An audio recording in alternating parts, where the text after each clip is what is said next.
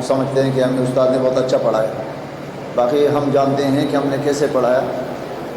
تو کتاب کے اندر تو طلبہ کو مطمئن کر لیتے ہیں، لیکن ممبر پر بیٹھ کر یہ تقریر کرنا یہ الگ فن ہے۔ پھر خاص کر مفتی حبیب الرحمن صاحب کے سامنے ہم ٹماٹر بیچیں تو یہ کہاں بکیں گے۔ البتہ جتنے الفاظ اللہ منہ سے نکالے گا، دعا ہے کہ محبت برے الفاظ ہوں اور بامقصد بھی ہوں، اور جتنا وقت مجھے آپ کے امام صاحب اور آپ کی انتظامیہ مجھے وقت دیتی ہے، اس وقت کے اندر اللہ بولنے کی توفیق عطا فرما دیں۔ قرآن حکیم کی جو آیت میں نے پڑھی ہے، آپ حضرات کے علم میں یہ بات ہوگی، وجہ یہ ہے اس لیے میں کہہ رہا ہوں کہ آپ کے علم میں ہوگی کہ آج کل علم کی کمی نہیں ہے، بچہ عالم ہو گیا ہے، کمی ہے تو عمل کی کمی ہے۔ مجھے چونکہ پرچی دے دی گئی کہ تم 10 منٹ، اب 10 منٹ میں سمیٹنے کی کوشش کروں گا، مختصر سی بات۔ عمل کی کمی ضرور ہے، علم کی کمی نہیں ہے۔ خاص کر یہ جو سوشل میڈیا ہے آج کل، یہ موبائل اور یہ فیس بک وغیرہ، اس نے سب کو عالم بنا دیا، عورتوں کو بھی، بچوں کو بھی، بچیوں کو بھی، مردوں کو بھی، جاہلوں کو بھی، عالموں کو بھی، سب کو مصروف کر دیا۔ محفل میں بیٹھے ہوں گے تو ایک کا منہ دیوار کی طرف ہوگا، دوسرے کا منہ جو ہے وہ کسی دوسری طرف ہوگا، اور موبائل کھول کر بیٹھے ہوئے ہوں گے۔ پہلے زمانے میں محفل ہوتی تو خوش ہوتے کہ بھئی کوئی آ گیا، تو حال احوال پوچھتے تھے، گپیں لگاتے تھے، اور ایک دوسرے کی خبر گیری ہو جاتی۔ اب تو آ کے بیٹھ جاتے ہیں اور موبائل کھول دیا اور بس خاموش بیٹھے ہوتے۔ اس موبائل نے سب کو عالم بنا دیا۔ ہمارا یہ قرآن، اس کی جس طرح مولوی اسد نے کہہ دیا کہ اس کی حفاظت کی ذمہ داری اللہ نے لی ہے، یقیناً حفاظت کی ذمہ داری اللہ کی ہے اور اللہ حفاظت کرے گا، لیکن اگر ہمارا اور آپ کا اس کے اندر حصہ ہو جائے تو بڑی خوش قسمتی ہوگی۔ ہم اگر اپنے حصہ نہ ڈالیں، قرآن پھر بھی محفوظ ہوگا، لیکن اگر اسی حفاظت کے اندر ہم اپنا حصہ ڈال لیں تو قیامت کے اندر اللہ ہمیں اپنی صفات کا حامل قرار دے گا۔ تخلقوا باخلاق اللہ، تم اپنے اندر اللہ والے صفات پیدا کرو۔ اللہ کی صفت ایک یہ ہے کہ اللہ اپنے کلام کی حفاظت کرتا ہے۔ اگر ہم اور آپ بھی اس کلام کی حفاظت کرنے والے بن جائیں تو ہم اللہ کی صفت حفظ اور حفاظت کے حامل ہو جائیں گے، اور اسی وجہ سے اللہ کی رحمت اور بخشش کے بھی ہم اور آپ مستحق بن جائیں گے۔ اس قرآن کی حفاظت کیسے ہوتی ہے؟ اس کی ایک صورت یہ ہے کہ یہ مدارس قائم ہوں، اور مدارس کے اندر ہم خود بھی پڑھیں اور اپنے بچوں کو بھی پڑھائیں قرآن، تاکہ یہ قرآن اگلی نسلوں تک بھی منتقل ہوتا رہے اور ہمارے نسل کے اندر بھی یہ قائم رہے اور محفوظ رہے۔ چنانچہ سب سے پہلا مدرسہ، یہ مدرسہ یہ بلڈنگوں کا نام نہیں ہے، پڑھنے والے اور پڑھانے والے کا نام مدرسہ ہے۔ سب سے پہلا مدرسہ کہاں سے شروع ہوا؟ مکہ کے اندر آپ حضرات میں سے اگر کوئی گیا ہے اس نے دیکھا ہوگا، اگر نہیں گیا ہے تو اللہ سب کو نصیب کرے قبولیت کے ساتھ وہاں کا جانا۔ ایک پہاڑ ہے، اس کا نام ہے حرا، وہاں ایک غار ہے، اس غار کو غار حرا اس وجہ سے کہتے ہیں کہ اس پہاڑ کا نام حرا ہے۔ آج سے 1450 سال پہلے کا تصور کوئی قائم کرے کہ وہاں اس پہاڑ کی کیا ہیئت ہوگی، کیا صورت ہوگی، کیا حالت ہوگی۔ اب بھی اگر وہاں کوئی جاتا ہے تو راستے میں بندر ہوتے ہیں، اور بندر آدمیوں کے اوپر جو ہے سب جپٹتے ہیں، تو اس وقت کتنے جانور ہوں گے، کیسے درندے ہوں گے، اور وہاں کیسا ڈراؤنا ماحول ہوگا۔ جبکہ مکہ کی پوری آبادی اس وقت جو مسجد حرام ہے اس سے کہیں کم تھی. کہا جاتا ہے نا کہ مکے سے باہر جو ہے 2 پہاڑیاں ہیں، صفا اور مروہ، اور اس کی سائے کی جاتی ہے. اس وقت یہ مکے سے باہر تھی. اب مسجد حرام کے چھت کے اندر ہے، چھت کے نیچے ہے. تو وہاں سے جاتے جاتے جاتے جاتے حرا کا پہاڑ آتا ہے، اور اس پہاڑ میں بھی اوپر اونچائی پر ایک غار ہے. حضور صلی اللہ علیہ وسلم اس غار کے اندر اللہ کی پہچان کے لیے، تعارف کے لیے حق کی طلب میں بیٹھے ہوئے ہیں، اور وہاں اللہ رب العزت کی طرف سے وحی آتی ہے. جبریل امین لے کر آتا ہے، اور جبریل کہتا ہے کہ اقرأ،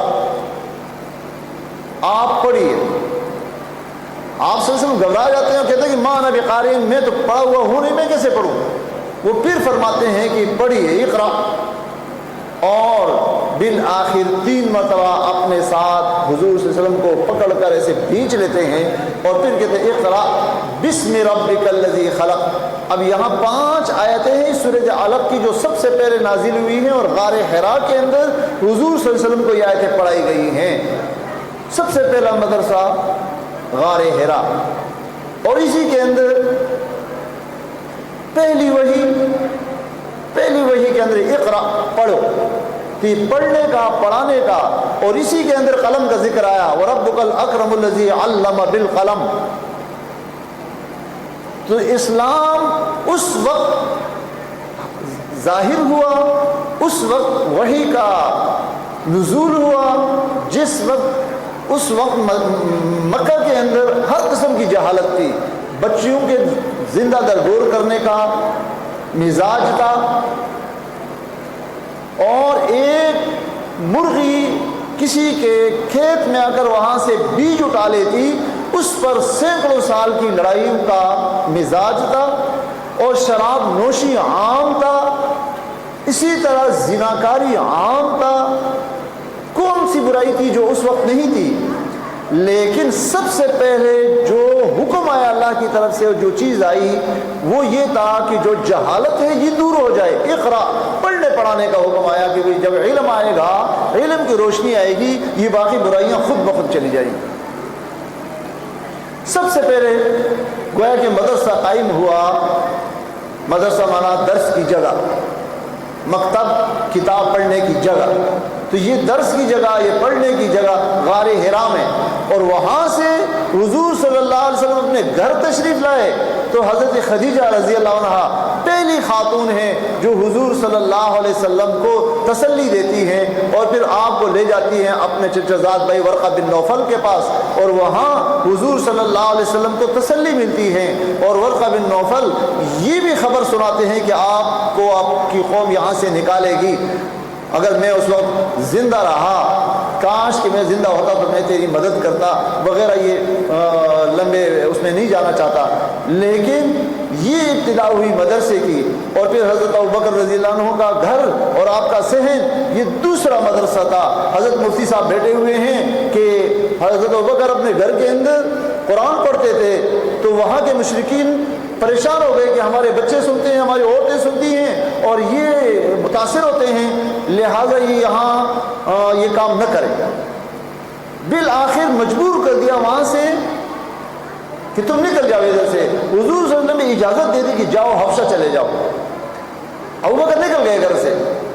سامنے سے ایک سردار ہے ابن دغنہ، وہ آئے. ابوبکر کہاں کا ارادہ ہے؟ کہا جی آپ کی قوم یہاں مجھے نہیں چھوڑ رہی، میں حبشہ جا کے ہجرت کرنے چاہتا ہوں. کیوں؟ اس لیے کہ میں قرآن پڑھتا ہوں اور یہ لوگ کہتے ہیں کہ مت پڑھو. کہا کہ آپ کو پناہ میں دیتا ہوں، میں ذمہ دار ہوں، آپ آ جاؤ.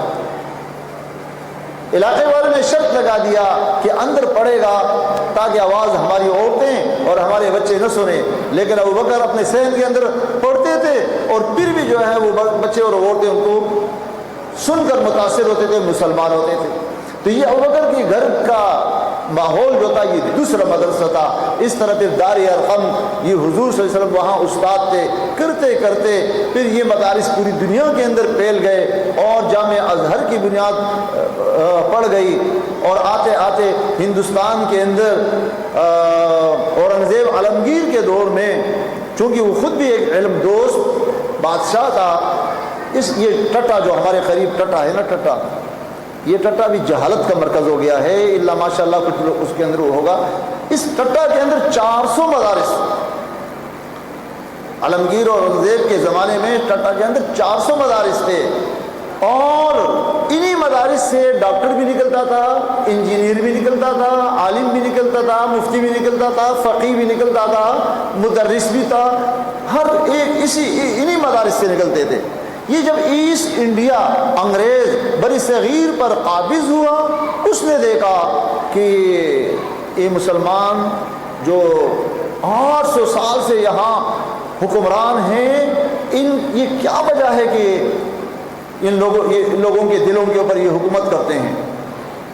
انہوں نے یہ رگ پکڑ لیا کہ ان کے دلوں کے اندر یہ جو علم ہے قرآن کا اور علماء کی جو محبت ہے، یہ نکال دیا جائے تو ہمارے لیے آسانی ہو جائے گی۔ چنانچہ انہوں نے نصاب کو تقسیم کر دیا، اسکول کا نصاب اور مدرسے کا نصاب۔ اب اسکول سے، کالج سے، یونیورسٹی سے جو نکلتا ہے وہ بڑا معزز ہوتا ہے، بڑی بڑی اس کے لیے ڈگریاں ہوتی ہیں، ایوارڈ دیے جاتے ہیں، اور اس کو بہت ہی جو ہے سراہا جاتا ہے۔ اور مدرسے سے فارغ ہونے والا وہ مفتی شیخ الاسلام شبیر احمد عثمانی، جس کو شیخ العرب والعجم اور پوری دنیا کے اندر شیخ الاسلام تفاسیر کا اور احادیث کا بڑی بڑی انہوں نے ضخیم کتابیں لکھی، لیکن انگریز کے کتاب کے اندر اور اس کے دفتر کے اندر وہ ان پڑھ لے کے گئے، کیونکہ اس نے یونیورسٹی سے سند حاصل نہیں کی، کالج سے نہیں پڑھا۔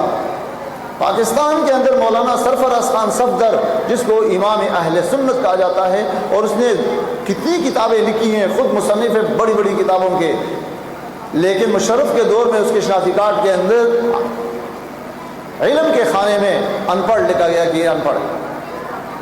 تو یہ تقسیم جب سے ہو گیا، اس کے بعد علماء کی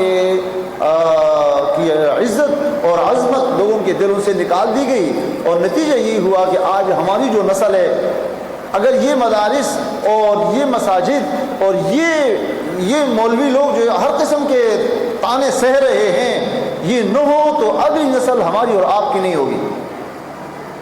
یہ بچے، اگلی نسل، یہ بچے جو ہیں یہ مسلمان نہیں ہوں گے۔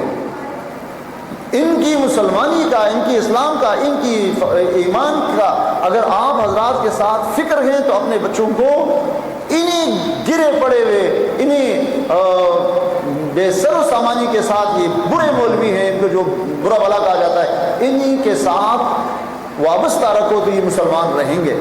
دیکھیں یہ علماء آج جو یہ علماء، ایسے علماء کے اوپر جو باتیں کی جاتی ہیں، ان علماء کو ابوبکر کے ساتھ، عمر کے ساتھ، ابو حنیفہ کے ساتھ، قاضی ابو یوسف کے ساتھ مت تولنا، ان کو تولو اپنے ساتھ اور اپنے وقت کے بادشاہوں کے ساتھ، پھر ان کو آپ اپنے سے بھی اچھے پاؤ گے، وقت کے بادشاہوں سے بھی اچھے پاؤ گے۔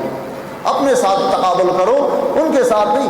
حجاج بن یوسف ایک ظالم شخص تھا، لیکن اس نے ایک جملہ بڑا اچھا کہا ہے، مفتی صاحب بیٹھے ہوئے، کسی نے حضرت عمر رضی اللہ عنہ کا مثال دے دی کہ وہ ایسے عادل اور ایسے ہوتے عمر بن خطاب، تو اس نے سامنے سے کہا کہ تم ابو ذر بنو، تمہیں عمر بن خطاب بن جاتا ہوں، جیسے تم ہو اللہ نے تمہارے لیے ویسے مجھے بھیجا ہے۔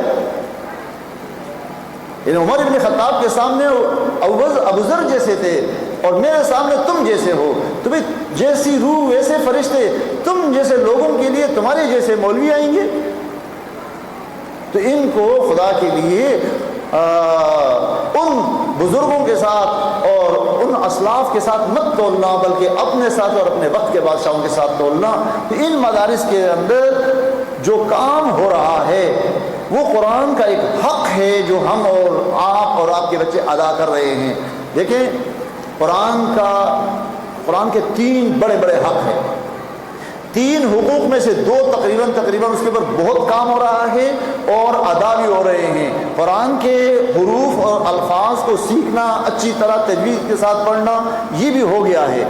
قرآن کے معنی اور مفہوم کو سمجھنا، یہ کام بھی ہو گیا ہے، اور بہت سارے مدارس قائم ہو گئے۔ تبلیغ کے حضرات بھی بہت زیادہ، لاکھوں نہیں کروڑوں کی تعداد میں ہو گئے، علماء بھی بہت زیادہ ہو گئے، سب کچھ ہو گیا، مدارس بھی پھیل گئے، لیکن جو آخری حق ہے قرآن پر عمل کرنا، اس میں ہم اور آپ بہت پیچھے ہیں، بہت پیچھے ہیں۔ قرآن پر عمل یہ نہیں ہے کہ آپ نے نماز پڑھ لیا تو بس آپ مسلمان ہو گئے، آپ نے حج کر لیا تو بہت بڑا تیر مار دیا، آپ نے زکوٰۃ دے دی، آپ نے روزہ رکھ لیا تو آپ مسلمان ہو گئے، نہیں۔ قرآن یہ کہتا ہے کہ وَمَن لَّمْ يَحْكُم بِمَا أَنزَلَ اللَّهُ، جو قرآن کے اندر اللہ نے احکام بھیجے ہیں، انہی احکام کے مطابق ہم اپنے گھروں کے اندر، اپنے محلوں کے اندر، اپنے ملک کے اندر احکام بھی نافذ کریں گے، نہیں کریں گے تو فَأُولَٰئِکَ هُمُ الْكَافِرُونَ فَأُولَٰئِکَ هُمُ الظَّالِمُونَ فَأُولَٰئِکَ هُمُ الْفَاسِقُونَ وغیرہ وغیرہ۔ قرآن نے ان کو القاب دیے کہ یہ کفر اور فسق اور گناہ ہیں اگر کوئی جو ہے قرآن کے اوپر اس طرح عمل نہیں کرے گا۔ یہاں پھر ہمارا اور ہمارے عوام کا اختلاف آ جاتا ہے، کہتے جی مولوی کہتا ہے کہ بھئی سزائیں دو، سزائیں نافذ کرو، اسلامی قانون نافذ کرو، ہاتھ کاٹو، سنسار کرو، اور پھر میرا وقت ہو گیا،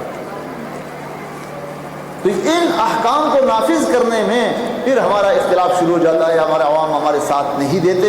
لہٰذا آپ کی ذمہ داری ہے کہ آپ وقت کے علماء کے ساتھ چمٹے رہیں، اور انشاءاللہ اگر یہ جنت میں نہ بھی گئے تو علماء ہونے کی وجہ سے اگر آپ نے ساتھ دیا ہے تو اس خوش گمانی کی وجہ سے اللہ آپ کو جنت میں ضرور بھیجے گا۔